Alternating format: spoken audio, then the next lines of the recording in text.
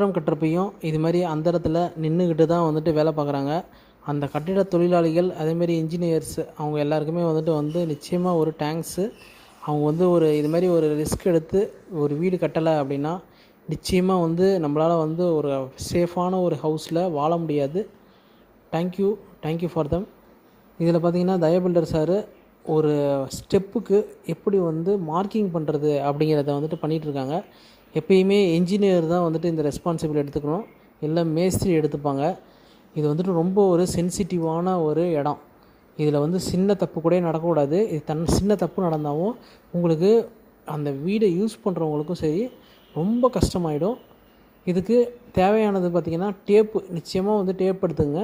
அதுக்கு அடுத்தது பார்த்திங்க அப்படின்னா இதில் மட்டைப்பலகை வச்சுக்கிங்க. மட்டைப்பலகை வச்சுக்கிட்டு ஒரு மார்க்கர் மட்டும் வச்சுட்டு ஒரு சாக் பீஸை வச்சு ஃபுல்லாக மார்க் பண்ணிட்டே வரணும். மேலே